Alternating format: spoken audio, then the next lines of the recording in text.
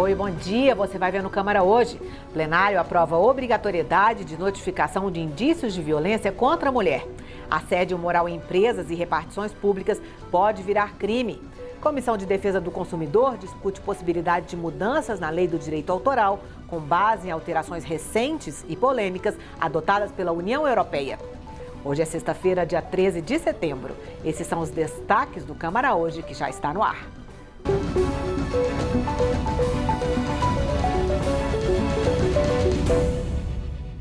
Nessa semana, a Câmara avançou na votação da nova lei de licitações e aprovou projetos de enfrentamento à violência contra a mulher e nas escolas públicas.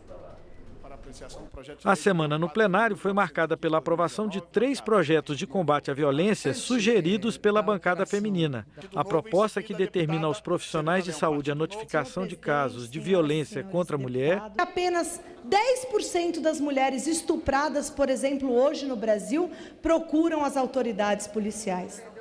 Então, a grande verdade é que a grande parte das mulheres violentadas, agredidas, recorrem muitas vezes aos hospitais para curarem as suas lesões físicas, mas não recorrem às autoridades policiais para buscar justiça. O projeto que garante vaga nas escolas para filhos de mulheres vítimas de violência. Esse projeto de lei é de extrema importância para a quebra desse ciclo de violência, para que a gente estimule a essa mulher a denunciar, dando a ela a prioridade no atendimento, na hora de matricular os seus filhos nas escolas, nas creches, e não só na matrícula, como também na transferência. E a proposta que garante a presença de psicólogos e assistentes sociais na rede pública de ensino. A gente já tem uma série de evidências científicas mostrando a importância que tem psicólogos e assistentes sociais quando eles estão na escola para fazer o diagnóstico precoce, para dar apoio emocional, especialmente em áreas vulneráveis, porque a gente sabe que a maioria das escolas públicas brasileiras estão em áreas vulneráveis. Foram aprovados ainda vários acordos internacionais firmados com a Austrália, Moçambique, União Europeia, entre outros. E o projeto de lei que exclui os valores pagos a título de indenização às vítimas de Brumadinho do cálculo para a concessão de benefícios sociais. Para garantir a justiça àquelas pessoas que perderam seus entes queridos, aqueles que foram atingidos pelo crime e a tragédia de Brumadinho e agora podem ficar tranquilos de não perder o benefício, especialmente do Bolsa Família, do benefício da prestação continuada, da renda mensal. Antes, na quarta-feira, o plenário deu continuidade à votação da nova lei de licitações. O texto mantém o pregão, a concorrência, o concurso e o leilão.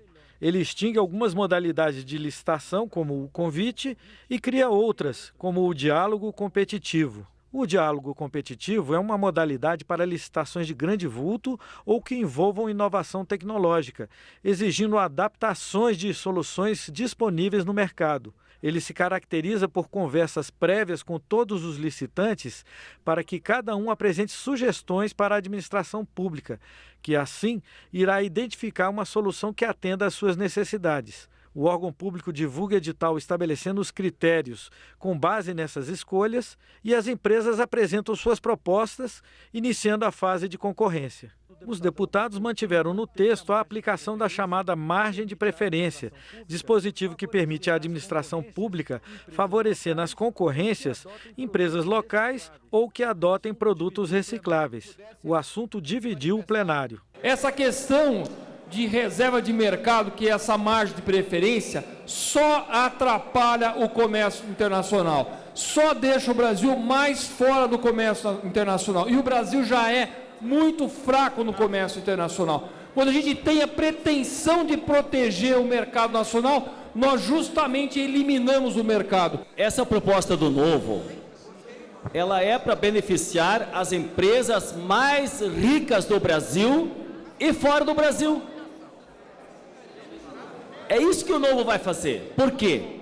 Se você não permite e estimula um percentual de empresas locais nos municípios para participar das licitações ou de conteúdo nacional, tu está tirando emprego do nosso povo, desenvolvimento da nossa região. Na votação dos destaques, foi aprovada emenda para permitir que algumas obras de engenharia sejam feitas na modalidade de pregão. Também foi aprovada a proibição para a compra de itens de luxo pela administração pública. Houve polêmica nesta matéria. Esse texto faz com que o Executivo apresente um rol de artigos que são de luxo, que são acima do que uma classe média da população pode consumir. Para quê? Para proibir licitação desses produtos. Eu não tenho problema nenhum que ninguém consuma artigo de luxo, só não pode fazer através de licitação para a população pagar. Se nós tiramos os chamados bens de luxo do processo de aquisição por concorrência transparente, eles vão ser adquiridos de que forma, senhor presidente? Por excepcionalidade, sem nenhum critério de transparência, sem nenhum critério de custo. Nós não estamos escolhendo o que comprar, nós estamos definindo como adquirir. Os deputados aprovaram também esta semana a urgência para o projeto que autoriza a transferência de recursos da União para as associações de proteção e assistência aos condenados. As APACs são pequenas unidades prisionais com até 200 vagas, construídas nas próprias comunidades com a participação de voluntários. Sem a presença de policiais nem agentes penitenciários, elas oferecem atividades para a recuperação de condenados. A iniciativa contou com o apoio de deputados de quase todos os partidos. O sistema APAC, ele custa para os cofres públicos, em média, 1/4 do que custa o sistema comum, uma vaga por mês. Enquanto no sistema comum de 3.500 a 4.000, na APAC em torno de R$1.000 por mês para um preso. Na APAC, o índice de recaída ou de volta ao crime é menos de 15%, deputado Glauber, enquanto no sistema comum é 85%. Os dois projetos de combate ao feminicídio e o que garante a presença de psicólogos e assistentes sociais nas escolas seguem para a sanção presidencial. A proposta que beneficia as vítimas do acidente da Vale em Brumadinho vai para o Senado. E ainda faltam 4 destaques para a conclusão da nova lei de licitações. Bom, e daqui a pouquinho começa um encontro na Assembleia Legislativa do Mato Grosso que vai tratar do novo Fundeb, o Fundo de Manutenção e Desenvolvimento da Educação Básica. Nós vamos conversar por telefone com a deputada professora Rosa Neide, do PT de Mato Grosso, autora do requerimento para a realização desse seminário. Deputada, bom dia. Qual que é o objetivo do debate de hoje? Bom dia. Pois é, estamos aqui com a presença de 23 estados, com seus presidentes e vice-presidentes de comissões de educação, para discutir o novo Fundeb, que tem como objetivo ouvir o Brasil inteiro em relação à necessidade de aprovação do novo Fundeb e o financiamento da educação básica brasileira. Agora, deputada, falar em dinheiro nesse momento é muito sensível. Agora, como conscientizar o governo e os gestores do cofre da necessidade do novo Fundeb? Olha, nós temos uma organização da educação brasileira, que são já 10 anos, né, que ela foi organizada, e os recursos da educação básica, ela hoje está estruturada pelo número de alunos matriculados em cada município, em cada estado da federação. Se nós terminarmos com a lei do Fundeb agora e próximo ano nós não tivermos o novo Fundeb aprovado, nós vamos desregular a educação básica em todo o Brasil. Então, este ano nós temos que dar conta, a casa tem que dar conta, o governo tem que sancionar a nova lei do Fundeb em virtude da organização da educação brasileira. Então, assim, hoje 10% dos recursos do Fundeb é uma complementação de 10%. Há uma necessidade de avanço, o governo já sinalizou em 15%, o texto do Fundeb, tanto do Senado como da Câmara, propõe 40%, escalonado em 10 anos. Então, é uma discussão que tem que, de forma apropriada, de forma conscienciosa, discutir a educação básica brasileira, porque nós não podemos mais retornar 10 anos atrás. Nós avançamos com o Fundeb nos últimos 10 anos e agora é um movimento nacional, o novo Fundeb e a movimentação de estados e municípios para manter a qualidade da nossa educação pública. Deputada, na prática, no dia a dia nas escolas, qual que é o risco se esse novo Fundeb não for aprovado a tempo? Olha, nós temos hoje em cada escola pública, tanto municipal como estadual, do país inteiro, os alunos matriculados e o financiamento total, praticamente, são 20% de todos os impostos são direcionados para manter a educação básica. É folha de pagamento, é construção de escolas, é transporte escolar. Então, assim, tudo que é o grosso, podemos dizer assim, do investimento em educação é via organização do Fundeb. Se não tivermos Fundeb, desregulamos a educação brasileira básica como um todo. Então, o risco de não ter o novo Fundeb é um risco de criar um caos na educação básica brasileira. Deputada, a senhora falou da negociação com o governo, falou um pouco. Como é que está aqui na Câmara o sentimento dos deputados? Existe essa noção dessa necessidade urgente? Olha, a Comissão de Educação como um todo é 100% consciente disso. As lideranças partidárias também já se apropriaram dessa discussão.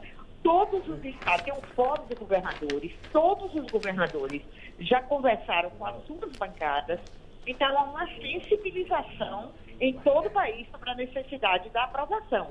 Então, assim, os governadores, independentes da questão partidária, a governadora do Rio Grande do Norte, que é professora, que sempre coordenou a discussão do Fundeb no Senado, ela hoje foi escolhida pelos governadores para fazer a interlocução com a comissão, está acompanhando, já foi feita reunião e apresentação do texto para discussão inicial com todos os governadores, e os governadores, por sua vez, já conversaram com as suas bancadas. Eu vejo que na casa, a casa está sensível à questão e, por conta dos estados, não vai haver diferença partidária. Vai haver um destaque numa situação ou noutra, mas quanto à aprovação da lei, para que o Fundeb saia dessa condição mais transitória para a condição permanente, há total sensibilidade da casa. E essa discussão já está no plenário, deputada? Não, ainda não. O texto vai ser apresentado hoje pela relatora aqui do Mato Grosso, pela primeira vez, o texto final. O texto será aprovado na comissão especial nas próximas semanas para ficar pronto para ir para a votação. O deputado Rodrigo Maia tem acompanhado, a nossa comissão, junto com a deputada Dorinha, com o presidente Bacelar, com o deputado Iturvan, nós temos já sentado muitas vezes, que é uma comissão especial, e tudo está sendo acompanhado pelo presidente da Casa, pelo deputado Pedro Cunha Lima, presidente da Comissão de Educação, que estará aqui em Mato Grosso hoje também. Então, assim, as pessoas que têm a discussão da educação estão acompanhando passo a passo para que nas próximas semanas o texto deve estar pronto já para ir para o plenário. Só para encerrar, deputada, aí depois tem que ir para o Senado ainda? Sim, sim. Hoje tem uma discussão do Fundeb no Senado e outra na Câmara, mas as duas comissões já se articularam para ter um texto comum. Então, será aprovado primeiro na Câmara e irá para o Senado normalmente na transição que a Casa faz regimentalmente. Ok, deputada Rosaneide, obrigada pela entrevista. Bom debate aí na Assembleia Legislativa. Um bom dia. Muito obrigada, estamos à disposição. Com certeza teremos um debate muito interessante aqui no estado de Mato Grosso. Bom, o assédio moral em empresas e repartições públicas pode ser considerado crime. É o que prevê um projeto de lei em análise aqui na Câmara. O assédio moral é um conjunto de situações constrangedoras, humilhantes, que se repetem durante a jornada de trabalho. A Organização Internacional do Trabalho debateu durante 4 anos o assunto e aprovou uma convenção em junho para indicar a todos os países que adotarem um instrumento jurídico boas práticas que evitem o que chama de verdadeira epidemia. Daí a importância do debate aqui na Câmara. O Senado já está analisando a tipificação do assédio moral no ambiente de trabalho como crime. O texto já foi aprovado pelos deputados. Se o substitutivo da deputada Margarete Coelho for aprovado, o assédio será considerado crime quando alguém ofender reiteradamente a dignidade de outra pessoa, causando-lhe dano ou sofrimento físico ou mental no exercício de seu emprego, cargo ou função. As vítimas mais frequentes são as mulheres e os servidores, estagiários ou terceirizados doentes ou aqueles que sofreram acidente de trabalho. Esta mulher foi vítima de assédio no local de trabalho. Ela precisou de fazer terapia para suportar os problemas que surgiram com o assédio. Eu ia ficar 30, 40 anos desse jeito, as pessoas sobrevivem a isso. E foi a primeira impressão que eu tive com a comunicação social e com a chefia. Foi essa minha primeira má experiência. Era grito, chamando de incompetente, mão na mesa o tempo todo, berrando, não sabia dialogar. Então, assim, foi traumatizante essa primeira experiência. Então, dentro do poder público é possível, sim, apontar quem passa por essa situação de assédio moral e também quem é capaz de, facilmente, assim, a gente encontra facilmente quem comete o assédio moral dentro do poder público. Ninguém tem o direito de tratar mal o semelhante dentro de uma redação ou dentro de um estabelecimento, seja ele privado ou público. Segundo o Ministério Público Federal, as consequências do assédio podem ser o desencadeamento ou agravamento do estresse, depressão, irritabilidade, ansiedade, alcoolismo e outras dependências químicas, insônia, dores musculares, pressão alta, aumento de peso ou emagrecimento exagerado, incapacidade permanente para o trabalho e até a morte. A CLT, Consolidação das Leis do Trabalho, só prevê punição para o assédio corporativo e ele não vale para servidores públicos e nem trata dos diferentes tipos de assédio. Hoje nós temos uma convenção internacional, que é a Convenção 190 da OIT, aprovada no último dia 21 de junho, em Genebra, na Suíça, e o Brasil aprovou essa convenção, que é um instrumento voltado para a eliminação da violência e assédio no mundo do trabalho. Então, em consonância, com esse projeto de lei que tramita, eu penso que é muito importante que o Brasil ratifique a convenção, que vai tratar da matéria de maneira mais abrangente, a bem de proteger trabalhadoras, trabalhadores e todas as pessoas que estão envolvidas no mundo do trabalho. Segundo o projeto de lei em tramitação, a ação só tem início se houver representação contra quem praticou a ofensa. E depois da representação feita, a vítima não pode voltar atrás.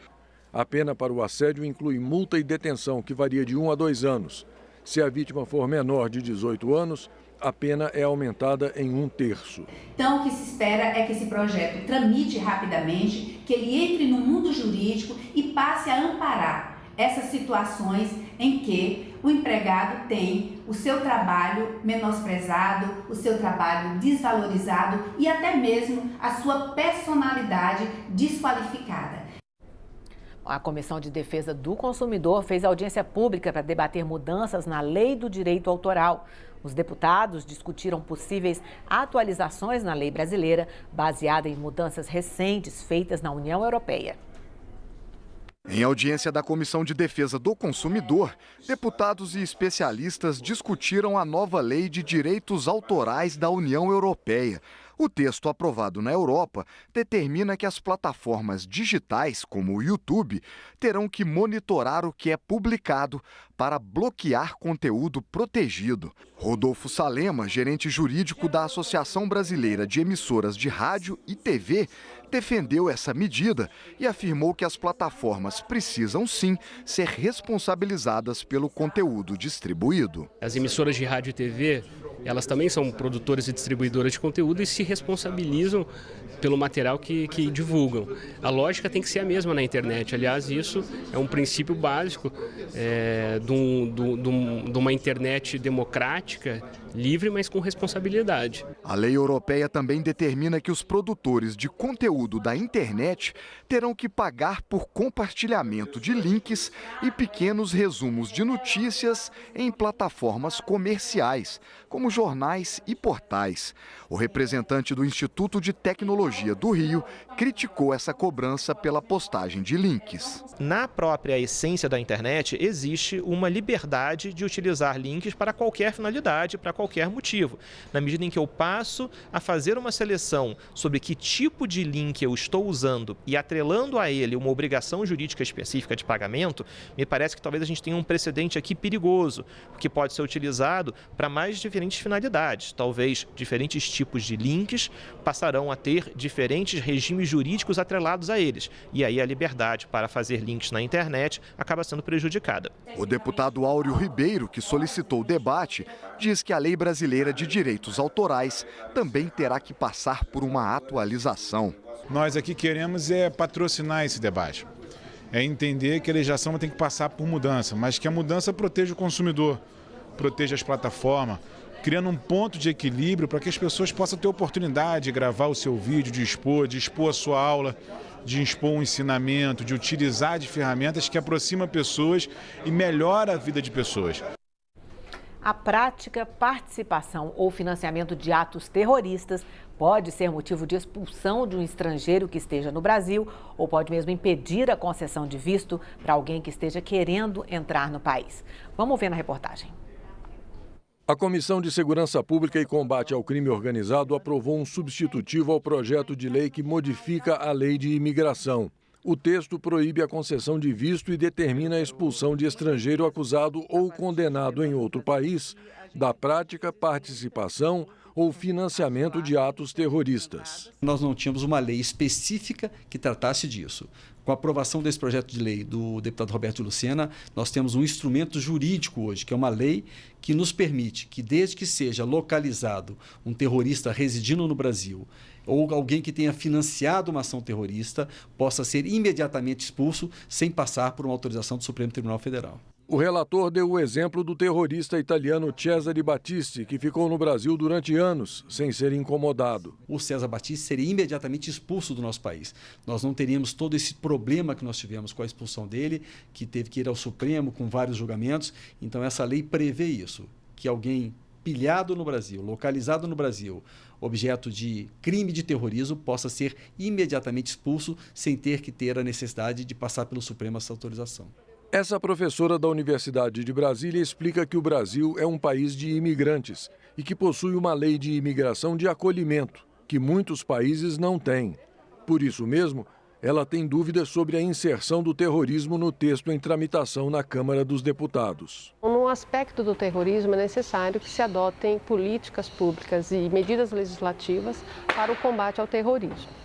Esse é um primeiro aspecto. Agora, com relação a inserir a questão do terrorismo dentro da lei de imigração, eu tenho dúvidas sobre a efetividade desse dispositivo inserido na lei de imigração. É uma lei que visa estabelecer regras claras e objetivas para o migrante no Brasil.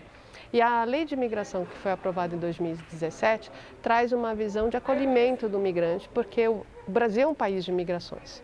Então traz a ideia de que o migrante é uma pessoa que faz parte da sociedade brasileira e, na verdade, faz parte da sociedade internacional. A proposta ainda será analisada pela Comissão de Constituição, Justiça e Cidadania e depois pelo plenário da Casa. E nesta edição do Câmara Hoje, você viu a semana no plenário. Deputados aprovaram um projeto que obriga as redes públicas de ensino a terem equipe com psicólogo e assistente social. Também foi aprovada a obrigatoriedade de notificação de indícios de violência contra a mulher. O projeto em debate na Câmara prevê que o assédio moral em empresas e repartições públicas pode ser considerado crime. A Comissão de Segurança Pública aprovou o projeto que modifica a lei de imigração e proíbe a concessão de visto e determina a expulsão de estrangeiro acusado ou condenado por atos terroristas em outros países. A Comissão de Defesa do Consumidor discutiu a nova lei de direitos autorais da União Europeia. A legislação por lá determina que plataformas digitais, como o YouTube, terão que monitorar o que é publicado para bloquear conteúdo protegido. Essa edição fica por aqui. Hoje é sexta-feira, dia 13 de setembro. Um ótimo dia para você, excelente fim de semana. Tchau.